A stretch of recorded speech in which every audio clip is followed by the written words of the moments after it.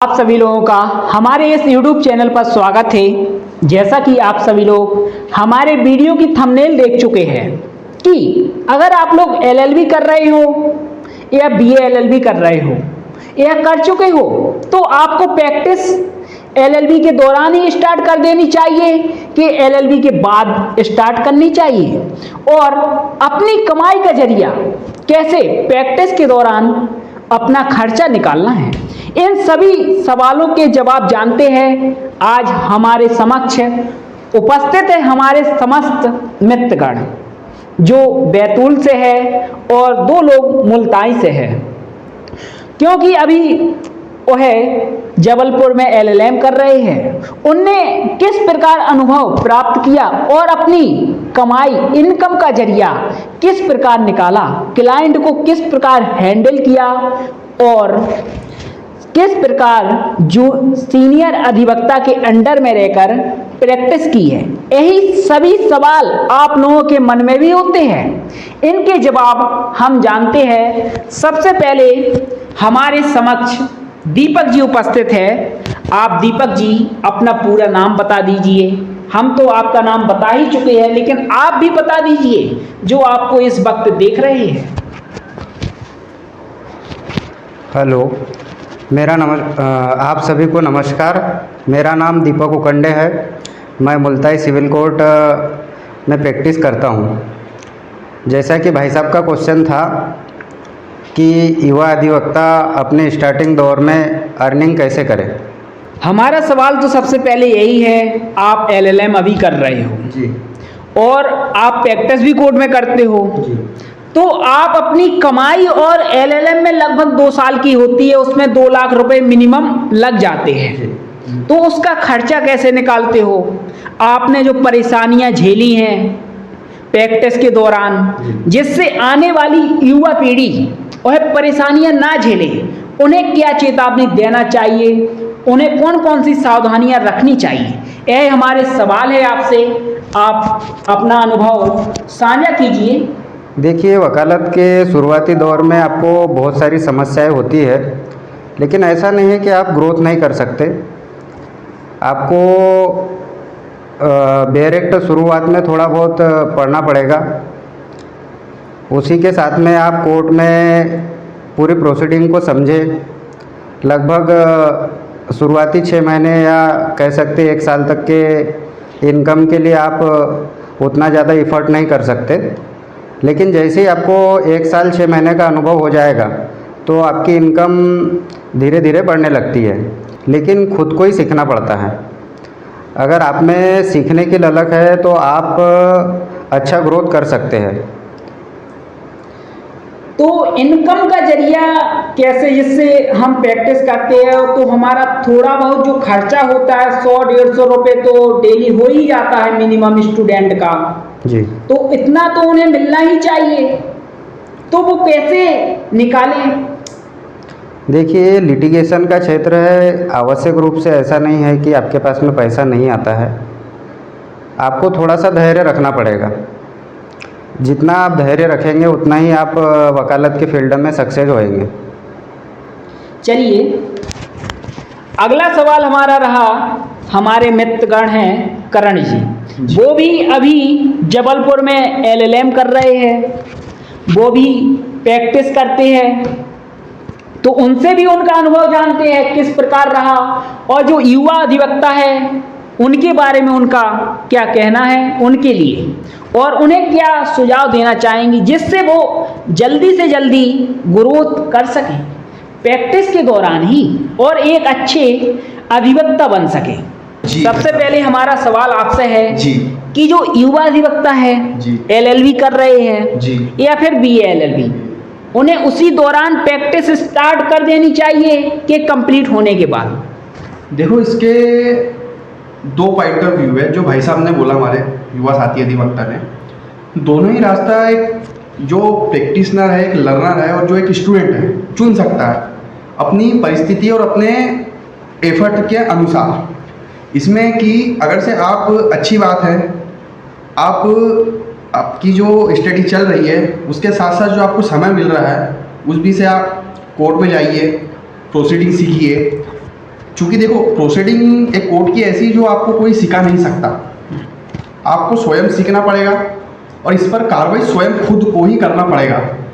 आप एक अच्छी कार्रवाई तब ही सीख पाओगे जब आप खुद स्वयं उस कार्रवाई को करेंगे। बिना करे आप किसी को और किसी को देखे सिर्फ आप एक कुछ ही जानकारी सीख सकते हो। जब आप खुद स्वयं उस कार्य को करेंगे, उस प्रोसीडिंग को करेंगे, तो आप कहीं ना कहीं बहुत अच्छे तरीके से उस कार्रवाई को सीखेंगे। और रही बात, जैसे कि अधिवक्ता जी हमारे साथी मित्रगण हैं, इन्होंने बताया अर्निंग की, तो अर्निंग शुरुआती दौर में आपको अर्निंग के लिए तो बहुत से एफर्ट्स लगाने पड़ेंगे, कहीं ना कहीं आपको बहुत सी समस्याओं का सामना करना पड़ेगा। ये तय है, बिल्कुल निश्चित है। ये ऐसा नहीं कि आप फर्स्ट दिन ही कोर्ट गए और आपको अर्निंग हो जाए। अगर से आपको अर्निंग हो जाती तो आप एक बहुत भाग्यशाली व्यक्ति हो, मतलब एक प्रकार से बहुत खुशनसीब हो कि आप पहले दिन कोर्ट गए, आपको अर्निंग हो गई। एक बहुत, जैसे कि कहते हैं कुबेर के हाथ में खजाना लग जाना, मतलब कुबेर के हाथ में खजाना लगना मतलब खजाने के ऊपर और खजाना, ये उस प्रकार का वाक्य हो जाता है। चलिए एक सवाल रहा आपसे जी, आपने एलएलबी की है कि बीए एलएलबी की है? चूँकि मैंने सबसे पहले ग्रेजुएशन बीकॉम से किया, उसके बाद मैंने एलएलबी करी, उसके बाद मैंने एलएलएम, मेरा जो अभी रनिंग स्टार्ट है, जो भी चालू है मेरा। तो आपने एलएलबी के दौरान ही प्रैक्टिस चालू कर दी थी कि एलएलबी कंप्लीट होने के बाद? मैंने तो एलएलबी के साथ साथ ही प्रैक्टिस चालू कर दी थी। मेरा जैसे ही एलएलबी में एडमिशन हुआ, मैंने रेगुलर कोर्ट जाना शुरू कर दिया था और जो प्रोसीडिंग है कोर्ट की उसको ज़मीनी स्तर से सीखना चालू कर दिया था, जिसके वजह से मुझे काफ़ी कम समय में मेरी स्टडी के साथ साथ मुझे प्रोसीडिंग सीखने को मिली और काफ़ी कम समय में कुछ प्रोसीडिंग मैंने खुद प्रैक्टिकल रूप से खुद उपस्थित होकर करी, तो जिससे कि मेरा अनुभव थोड़ा ना थोड़ा कहीं ना कहीं थोड़ा अच्छा हुआ। तो कहीं ना कहीं मैंने उस प्रोसीडिंग के कारण अर्निंग भी करी मैंने। आपके शुरुआती 6 महीने प्रैक्टिस के आपने भी सीनियर के अंडर में ही प्रैक्टिस की होगी, भाई साहब बिल्कुल। तो कितनी अर्निंग हो जाती थी? सीनियर कितना आपको देते थे? चूँकि सीनियर से तो मैंने कोई अपेक्षा करी नहीं और सीनियर ने भी इस प्रकार की अपेक्षा हमारे प्रति रखी नहीं कि इन्हें एक निश्चित धनराशि दी जाए। जो सीनियर कार्रवाई प्रोसीडिंग करते थे कोर्ट में, वो हम सीखते जाते थे और उनसे संबंधित जो कार्रवाई हमारे पास आ जाती थी, देखो क्लाइंट अब उनके पास समय नहीं रहता, हमें सीनियर के पास जो उनसे निचले स्तर की कार्रवाई जो रहती है, जिनके लिए वो समय नहीं दे पाते, उस कार्रवाई को हमने करा और उससे हमने अर्निंग करना धीरे धीरे चालू किया। अर्निंग का सबसे पहला साधन हमारा यही था कोर्ट में। तो क्या शुरुआती 1 महीना आपने प्रैक्टिस की, शुरुआती दौर में 1 महीने तक, तो क्या इसमें आपकी कितनी अर्निंग हो जाती थी मिनिमम और अधिकतम 1 महीने के दौरान? देखो मिनिमम शुरुआती दौर में तो मेरी ये मान के चलिए आप 15 दिन में कंटिन्यू कोर्ट गया, 15 से 20 दिन कंटिन्यू कोर्ट गया, तो मेरी अर्निंग हुई थी मात्र 50 रुपए। 15-20 दिन में आपकी अर्निंग 50 रुपए हुई है? 50 रुपए हुई थी मात्र। फिर आज के समय में आप एक विख्यात, सुविख्यात एक अधिवक्ता जाने पहचाने बन चुके हो, एलएलएम भी कर रहे हो, इसलिए आप एक प्रोफेसर की भी उम्मीद करते होंगे कि हम कॉलेज में प्रोफेसर भी बने, क्योंकि जो एलएलएम करता है स्टूडेंट वो इसी उम्मीद के साथ ही एलएलएम करता है जी। तो अब आपकी अर्निंग कितनी है? अभी तो अर्निंग मेरी ऐसी है कि जो मेरे स्टडी मटेरियल के जो कोर्स में मुझे जो लगता है, जो भी व्यय और जो मेरे दिनचर्या में व्यय लगते हैं और जो मेरे कॉलेज से संबंधित फीस वगैरह लगती है, इस प्रकार की अर्निंग तो मैं खुद कर लेता हूँ। लगभग 1 महीने में आप कितना अर्निंग कर लेते हैं? क्योंकि मिनिमम से मिनिमम 1 महीने में 30-40 हज़ार रुपये आपका खर्चा है, क्योंकि आप एलएलएम कर रहे हो, मिनिमम 2 लाख फीस होती है 2 साल में, तो 1 महीने में आप अब कितना कमा लेते हो? अभी तो मेरा मिनिमम 1 महीने में 15 से 20 हज़ार हो जाता है, क्योंकि खर्चा ज़्यादा है तो उस कारण मुझे मैनेज करना पड़ता है। और कहीं ना कहीं मैनेज का जो मैंने जो शेड्यूल मेरा बना के रखा है, मैनेजिंग जो मेरा है अर्निंग को लेकर और मेरी इनकम को लेकर, उसको मैंने कहीं ना कहीं कंट्रोल करके रखा है, तो मेरा जो बाकी जो खर्चे हैं और बाकी जो मेरे व्यय है उनको मैं कंट्रोल कर पाता हूँ। अब चूँकि मैं फर्स्ट जनरेशन लॉयर बना हूँ तो मुझे समझ में आ रहा है कि किस प्रकार से जीरो स्तर से ग्राउंड लेवल से मेहनत करना बहुत ही कठिन हो जाता है फर्स्ट जनरेशन लॉयर के लिए। आपका उन अधिवक्ताओं को लेकर क्या कहना है जो अभी प्रैक्टिस नहीं कर रहे, सोच रहे हैं अगर हम कोर्ट जाएंगे हमारी इनकम नहीं होगी तो हमारा खर्चा कैसे चलेगा, तो क्या उन्हें प्रैक्टिस करनी चाहिए कि तैयारी में जाना चाहिए? देखो, इस प्रकार से अगर से कोई इस प्रकार की सोच रखता है तो मैं तो सीधा सीधा यही कहूँगा कि आप एलएलबी की फील्ड में ना ही आए। अगर से आप इस प्रकार की सोच रखते हैं कि मैं स्टार्टिंग से अर्निंग करने लग जाऊँगा, वकील है, अच्छा रुतबा है, अच्छा पैसा है, तो इस प्रकार की अगर कोई सोच रख रहा है तो बिल्कुल ही ना आए एलएलबी की फील्ड में। चलिए, इसके बाद हमारा सवाल जो हमारे मित्र है अधिवक्ता साथी जी प्रियेश जी। जी, उनसे बात करते हैं, उनका अनुभव क्या है, उनने भी सीनियर के अंडर में प्रैक्टिस की है और आप लोगों के लिए क्या चेतावनी देना चाहते हैं जिससे आप अपने जीवन में गलती ना करें अगर आप लोग प्रैक्टिस कर रहे हो। चलिए प्रियेश जी, पहले तो आप बता दीजिए आप कहाँ से हो? जी, मैं बैतूल से हूँ, प्रॉपर बैतूल से, और मैं बैतूल सिविल कोर्ट में अभी प्रैक्टिस कर रहा हूँ और कभी कभार हाई कोर्ट में भी प्रैक्टिस कर लेता हूँ। और प्रैक्टिस के दौरान मैं सीनियर अधिवक्ता के साथ में ही रहता हूँ और सीनियर जो अधिवक्ता है वो केस को कैसे रिप्रेजेंट करते हैं न्यायालय के सामने, इन स्किल को मैं बहुत बेहतर तरीके से सीख रहा हूँ। सबसे पहले तो आप अपने शुरुआती दौर में बताइए, आपने पहला दिन आपका कैसा रहा प्रैक्टिस का? मेरा पहला दिन ऐसा रहा कि मैं कोर्ट में जैसे ही एंटर हुआ था तो मेरे को एलएलबी के बाद ही कोर्ट में एंटर हुआ हूँ।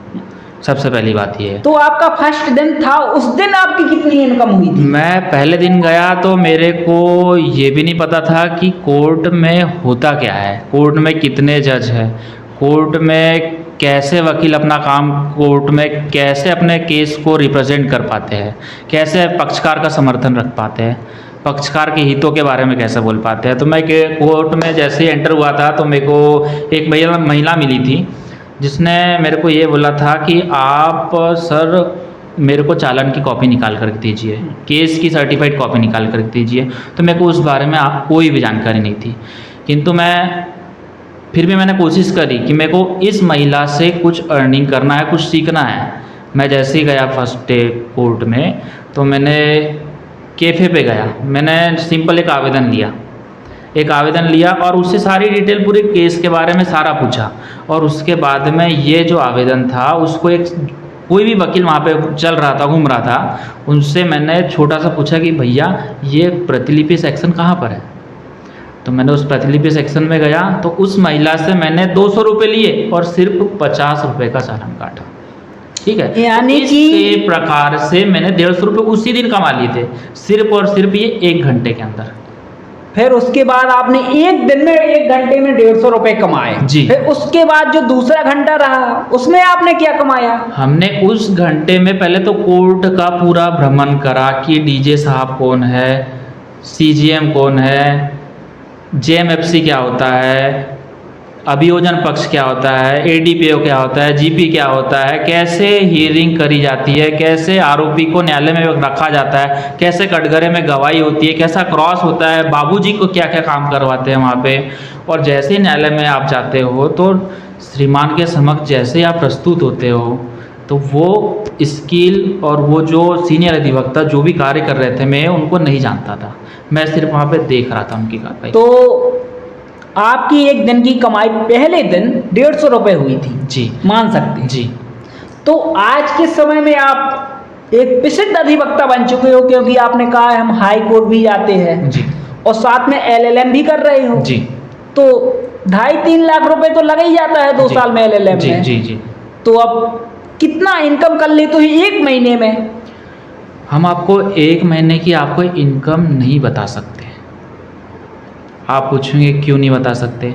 हम आपको इसलिए नहीं बता सकते कि हम जब वकालत की फील्ड में जैसे ही उतरे हैं तो हम आपको एक दिन में सिर्फ 10 लाख रुपए भी कमा सकते हैं और एक दिन में हम 10 रुपये या 100 रुपये भी नहीं कमा पाते हैं।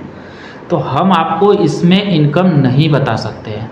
हम जैसा कि पिछले महीने हमारे यहाँ दीदी की शादी थी तो हमने एक सिविल प्रकरण को 2.5 लाख रुपए में लिया था, सिर्फ एक सिविल प्रकरण को, जिसमें शादी का पूरा खर्चा आधा मेरे द्वारा उठाया गया था। सिर्फ एक प्रकरण का बता रहा हूँ मैं, वो भी एक दिन के लिए।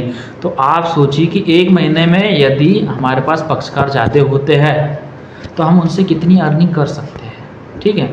और रही बात आपको उनके केस को रिप्रेजेंट कैसे करना है, तो हमारे जो अधिवक्ता साथी है, युवा अधिवक्ता जो वकालत कर रहे हैं, जी। इस फील्ड में है, आपको देख रहे हैं। जी। आपने जैसा बताया, जब शुरुआती दौर में थे तो एक दिन की इनकम 150 रुपए थी। जी आज इनकम भाई की एक दिन की 2.5 लाख रुपए है। जी कि आप लोगों ने देखा, हमारे हाई कोर्ट के अधिवक्ता है जी और डिस्ट्रिक्ट कोर्ट में भी प्रैक्टिस करते हैं। उन्होंने बताया फर्स्ट दिन की इनकम केवल 150 रुपए हुई थी, फिर दूसरे दिन बिल्कुल इनकम नहीं हुई, फिर आज वर्तमान में प्रसिद्ध अधिवक्ता बन चुके हैं। जी तो आज उनने बताया एक अगर आपके पास केस आता है तो 2.5-3 लाख रुपए आपको मिल जाता है। जी, वो पक्षकार के ऊपर रहता है भैया, वो आपको कितने रुपए राशि दे रहा है और आप उनसे कितने रुपए ले सकते हो, इसके ऊपर डिपेंड करता है। आप 150, 200, 500, 1000 इसके ऊपर नहीं कर सकते। आप कभी कभार चैरिटी का भी काम करते हो, तो इनकम कोई फिक्स नहीं है। इनकम कभी कोई फिक्स नहीं है। वकालत की ऐसी फील्ड है, जैसा भाई बता रहे हैं, इनकम कोई फिक्स नहीं है। 1 रुपए भी इनकम हो सकती है, हो सकता है 5-5 लाख रुपए भी आपको एक दिन में मिल जाए। जी सही बोल रहे हैं ना? जी आप प्रैक्टिस करते हो, हम भी प्रैक्टिस करते जी, हैं। जी। हमारी इनकम का कोई ज़्यादा स्रोत नहीं है। अभी LLM कंप्लीट की है और अभी तैयारी कर रहे हैं कंपटीशन की। आप लोग जानते ही हो, हमारे प्रियस भाई, करण भाई और दीपक भाई ने अपना अनुभव बताया। आपको इस फील्ड में अगर हो तो किस प्रकार सावधानी रखनी है, तो आपको सतर्क रहना है। ये सब हम लोगों ने भी प्रैक्टिस के दौरान अनुभव किया है और देखा है खुद, तो उसी अनुभव के आधार पर आपको सचेत कर रहे हैं। जो सच्चाई है वही बताई जा रही है आपको। अगर आपको तैयारी करनी है तो तैयारी के फील्ड में अपना 100% दीजिए। अगर तैयारी में मन नहीं लग रहा है तो प्रैक्टिस करिए, घर बैठे मत रहिए। इनकम हो या ना हो, आपको नॉलेज मिलेगा तो नॉलेज की ही कीमत है। उसी नॉलेज के आधार पर आप अपना इनकम का जरिया खोजते हो। इसलिए प्रैक्टिस करिए, घर बैठे कुछ नहीं होगा। चलिए एक बार और सभी लोगों से जान लेते हैं, अपने मित्रगण से, आप लोगों के लिए क्या चेतावनी है और कौन कौन सी सावधानी रखनी चाहिए आपको, बताइए। सबसे पहले तो मैं आपसे जूनियर अधिवक्ता से ये बोलना चाहूँगा कि आप सबसे पहले मेहनत कीजिए। जी, आप लोगों ने देखा हम लोगों ने कौन कौन सी चुनौतियों का फेस किया LLB के दौरान, और आज हाई कोर्ट में प्रैक्टिस करते हैं और डिस्ट्रिक्ट कोर्ट में भी करते हैं। अभी हम सभी लोग जबलपुर में हैं, हम तो जबलपुर में रहते ही हैं, प्रैक्टिस करते हैं। तो सभी लोगों का आपने अनुभव देखा, और एक बार और इनसे कुछ सवाल रहेंगे, 2 मिनट से ज़्यादा वीडियो नहीं रहेगा। आपके जीवन के लिए महत्वपूर्ण है यह जानकारी। अगर आपने लास्ट का वीडियो नहीं देखा तो आपने कुछ नहीं देखा इस वीडियो में। बहुत ही ध्यान से, अगर कोई जानकारी चाहिए, आपका कोई केस है तो आप बताइए। आप प्रैक्टिस कर रहे हो तो हम आपको बताएंगे। उसमें हम सभी लोग डिस्क्रिप्शन बॉक्स में हम लोगों के नंबर भी आपको मिल जाएंगे, जिससे आप लोग हमसे संपर्क कर सकते हो। अगर कोई आपको समस्या जाती है किसी भी प्रकार की। चलिए भाई, आप युवा अधिवक्ताओं को क्या सावधान और सचेत करना चाहते हो, किस प्रकार से? हम युवा अधिवक्ता को सावधान और सचेत इस प्रकार करना चाहते हैं कि वकालत की फील्ड बहुत बड़ी फील्ड है। इसमें यदि आप कोर्ट जाते हो तो पैसा उड़ता है, आपको बस उड़ करके उसको पकड़ने की जरूरत है।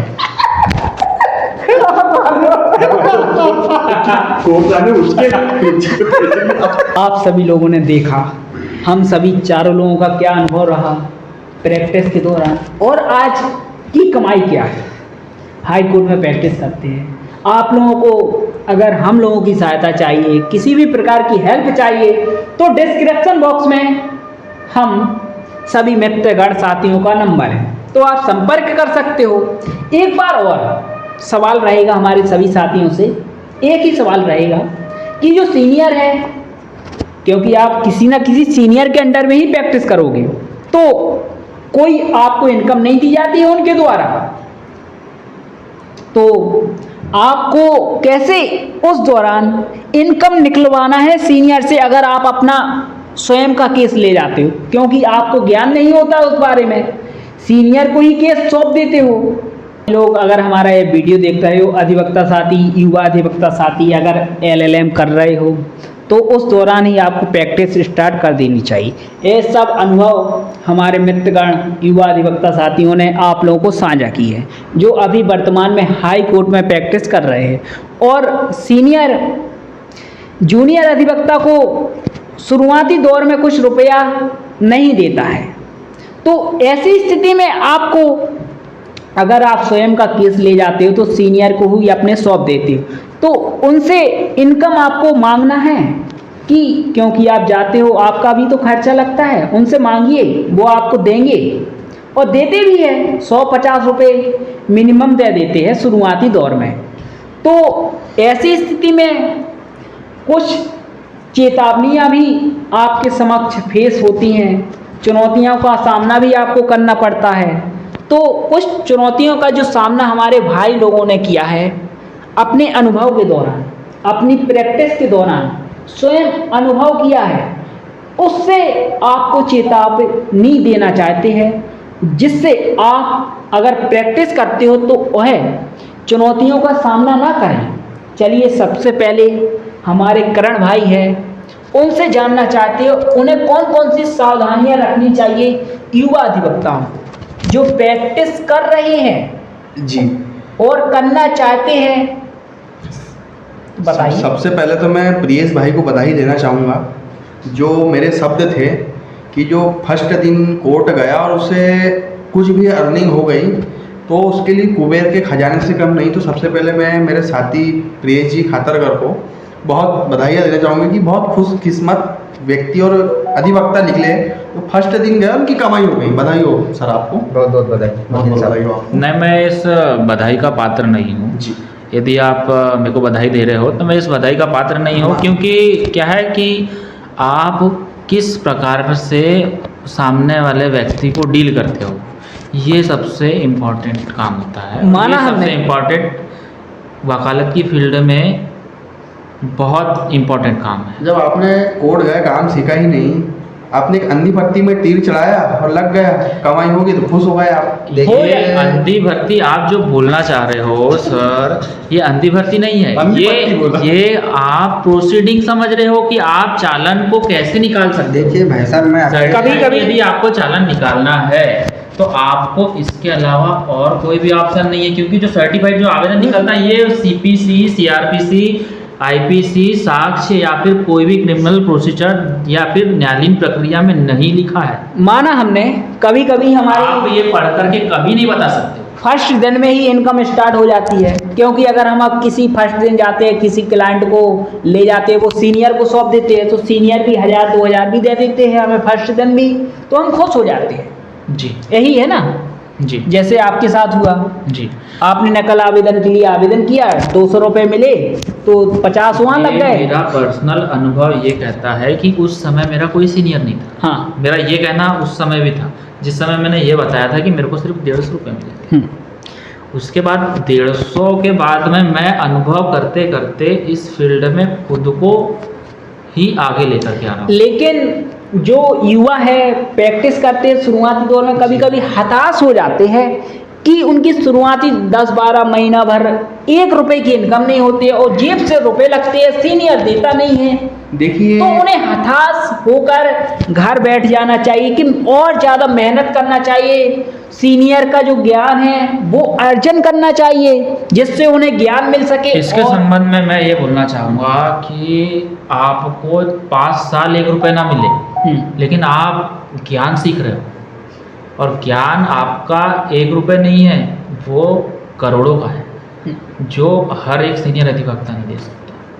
तो जूनियर अधिवक्ता को सिर्फ सबसे पहले कोर्ट में जाकर के ज्ञान सीखना बहुत ज़रूरी होता है। आपके पास कुछ नहीं है, आप जाकर के सिर्फ वहाँ जाकर के सिर्फ प्रोसीडिंग देखिए कि सीनियर अधिवक्ता कर क्या रहा है, और कैसे केस को डील कर रहा है। यदि आपके पास ज्ञान है और आपके पास बैठने का भी साधन नहीं तो आपके पास खड़े खड़े क्लाइंट आएंगे। तो अधिवक्ता, एडवोकेट, लॉयर के पेशे में जो आप हो इस वक्त या एलएलबी कर चुके हो, प्रैक्टिस कर रहे हो, तो ज्ञान की कीमत है। भाई का स्पष्ट कहना है जी, ज्ञान से बड़ा कोई हथियार नहीं है। अगर आपके पास ज्ञान और अनुभव है तो आप इस संसार को भी झुका सकते हो। इसलिए सीनियर की रिस्पेक्ट कीजिए, उनका जो ज्ञान है, अनुभव है, वो ग्रहण कीजिए। और कोर्ट में देखिए जज, सरकारी अधिवक्ता, आपके सीनियर किस प्रकार से आर्गुमेंट करते हैं। चलिए भाई, आप भी युवा अधिवक्ताओं के लिए कुछ 2 शब्दों में, ज़्यादा नहीं, वीडियो लंबा हो रहा है, जी, तो कुछ बताइए क्या चेतावनी है उनके लिए। देखो सबसे पहले चेतावनी तो ये है कि अगर से आपने एलएलबी की फील्ड चुन ही ली है तो सबसे पहले हताश और जो धैर्यता है और जो संयम है, इन शब्दों को अपनी डिक्शनरी से हटा ही दे। समझिए कि ये शब्द हमारे पास है ही नहीं। जितना धैर्य रखना है रखिए, जितना संयम रखना है रखिए, मतलब ये समझिए कि ये शब्द हमारे डिक्शनरी से हट चुके हैं और आप निरंतर इन शब्दों को एक साइड में करते हुए अपने कार्य में निरंतर चलते रहिए। और सबसे पहले तो अपने सीनियरों पर ये वाच करते रहिए कि उनकी जो काबिलियत है वो उनके दौर की काबिलियत है। सीनियर की हर दौर अपने हिसाब से अपना अपना वर्चस्व लेके चलता है। आधुनिक युग, वर्तमान युग और भविष्य, ये सब तीनों युग आगे पीछे चलते रहते हैं। तो अपने जो वर्तमान युग में चल रहे हैं, अब आपका सीनियर है, कहीं ना कहीं उसके पास ज्ञान तो ज़्यादा है, पर आप उससे बाद में आए हो तो जो टेक्नोलॉजी आई है आप उस पर फोकस करिए। आपका सीनियर टेक्नोलॉजी फोकस नहीं करेगा तो आप कहीं ना कहीं सीनियर से कुछ कुछ चीज़ें ज़्यादा अपडेट में रखिए। भाई पूरे तो आप नहीं रख सकते, पर कुछ कुछ चीज़ें ऐसी रखिए कि सीनियर आपके ऊपर डिपेंड हो जाए कि मेरा ये काम करके आप दीजिए। तो कहीं ना कहीं उससे सीनियर और जूनियर के बीच एक बहुत अच्छा संबंध तालमेल बैठेगा, जिससे दोनों की अंडरस्टैंडिंग मिलते जाएंगी, माइंडसेट मिलेगा। तो कहीं ना कहीं आपको कुछ ना कुछ बेनिफिट मिलेगा और अपनी स्किल्ड को डेवलप करते चलिए कि सीनियर ये गलती कर रहा है, ये गलती मुझे भविष्य में कभी नहीं करना है। बस कुछ कुछ ऐसे पॉइंट्स हैं, इनको ध्यान में रखते हुए निरंतर प्रगति की ओर चलते रहिए। बस मेरे जूनियर अधिवक्ताओं से और मेरे साथियों से और मेरे भाइयों से यही कहना है। दीपक जी, आप बताइए, आप क्या उन्हें सचेत करना चाहोगे जो आपने परेशानियां झेली हैं वो युवा अधिवक्ता प्रैक्टिस के दौरान ना झेलें? देखिए, मैं बताना चाहता हूँ सभी युवा साथियों को, जो भी यदि लिटिगेशन के क्षेत्र में आना चाहते हैं तो उसके लिए काफ़ी संघर्ष करना पड़ता है। यदि गवर्नमेंट सेक्टर में जाना चाहते हैं तो आपको बहुत अच्छी तैयारी करके एक अच्छी पोस्ट मिल जाती है। अब यहाँ से आपके 2 प्रकार के क्षेत्र हो गए। अगर लिटिगेशन में आप आना चाहते हैं तो मैं ऐसा कहना चाहता हूँ कि आप एलएलबी के साथ में ही अपना लिटिगेशन या अपने वकालत शुरू कर सकते हैं। इससे क्या होता है कि जो व्यक्ति खूब तैयारी करके भी एलएलबी होने के बावजूद जो व्यक्ति तैयारी करता है गवर्नमेंट जॉब के लिए और उसका सिलेक्शन नहीं हो पाता है तो वो काफ़ी हताश भी हो जाता है और उसको प्रैक्टिकल नॉलेज नहीं रहता है। वो चीज़ें आप एलएलबी के दौरान पूरी सीख जाएंगे।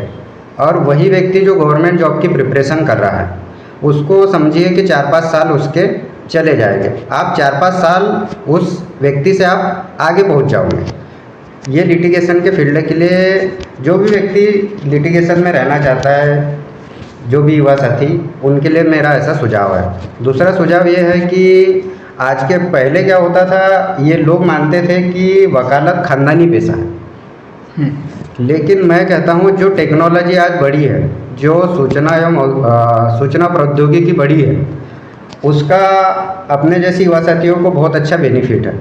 आज आप गूगल क्रोम के माध्यम से सुप्रीम कोर्ट, हाई कोर्ट और सभी अपने देश के उच्च न्यायालय, आप जो भी साइटेशन प्राप्त करना चाहते हैं आप आसानी से खोज सकते हो। पहले क्या होता था, आपको किसी सीनियर के पास में इसके लिए जाना पड़ता था, आपको उनसे रिक्वेस्ट करना होता था। आज सीनियर आपसे रिक्वेस्ट करता है कि भाई साहब ये साइटेशन चाहिए, अगर आप सर्च कर सकते हो तो हमें दे दीजिए। चलिए, आखिरी सवाल रहा हमारे समस्त अधिवक्ता साथियों से। आज वर्तमान युग में टेक्नोलॉजी का युग है, जैसा कि हमारे साथी अधिवक्ता ने बताया है, और सीनियर अधिवक्ता इससे कम ही परिचित है टेक्नोलॉजी के क्षेत्र में, क्योंकि जब वो प्रैक्टिस कर रहा है तो उनके क्षेत्र में इतना टेक्नोलॉजी अपडेट नहीं था। आज जैसे चैट जीपीटी जैसे सॉफ्टवेयर का कितना उपयोग है युवा अधिवक्ताओं के जीवन में, उसके बारे में और एक सवाल बता दीजिए। और वकालत के क्षेत्र में कितना उपयोगी है चैट जीपीटी? चैट जीपीटी, देखो मेरे हिसाब से तो चैट जीपीटी से उतनी ही जानकारी हासिल करना चाहिए जितनी कि आपको उचित लगे, और उस जानकारी को एक बार आप क्रॉस चेक बिल्कुल करिए। चैट जीपीटी पे चूँकि मेरा अनुभव रह चुका है, मैंने कुछ ऐसी चीज़ें मेरे सामने आई हैं कि मैंने क्रॉस चेक करने पर मुझे उनमें क्यूरीज मिली है। बिल्कुल 100% कहीं ना कहीं मैं ये मानता हूँ कि चैट जीपीटी के माध्यम से आप उतना विशेष अपनी पढ़ाई में और अपनी वकालत की फील्ड में सहयोग प्राप्त नहीं कर सकते। कुछ हद तक के ठीक है, कुछ चीज़ें आप उससे ग्रहण कर सकते हैं। जैसे कि आप एक उदाहरण के लिए मोबाइल है, आप उससे एक अच्छी तरीके से शिक्षा ग्रहण भी कर सकते हैं, या वर्तमान युग में जो रील का युग चल रहा है, आप रील की लत भी लगा सकते हैं। बस सेम चैट जीपीटी में यही है, आप अच्छा भी ग्रहण कर सकते हैं और उससे कुछ हद तक के गलत भी ग्रहण कर सकते हैं। तो उसको कहीं ना कहीं अपने विवेक से क्रॉस चेक करते रहिए। मेरे अधिवक्ता साथियों से यही एक निवेदन है। आप सभी लोगों ने हमारे समस्त अधिवक्ता साथियों का अनुभव था, उन लोगों ने आपको बताया। और अगर आप लोग प्रैक्टिस कर रहे हो या एलएलबी कर रहे हो, उसी दौरान प्रैक्टिस करना चाहते हो तो स्टार्ट कर दीजिए। जो हमारा अनुभव था सभी लोगों का आपके समक्ष साझा किया है। अगर आप लोगों को कोई परेशानी आती है तो हम सभी लोगों के नंबर आपको डिस्क्रिप्शन बॉक्स में मिल जाएंगे, तो आप हम लोगों से संपर्क भी कर सकते हो। जो हमारा अनुभव है सभी लोगों का, तो आपको और अच्छे से बता देंगे। और आज के लिए इतना ही, फिर मिलते हैं अगले वीडियो में हम अपने सभी दोस्तों के साथ आप लोगों से। धन्यवाद। प्रीत जी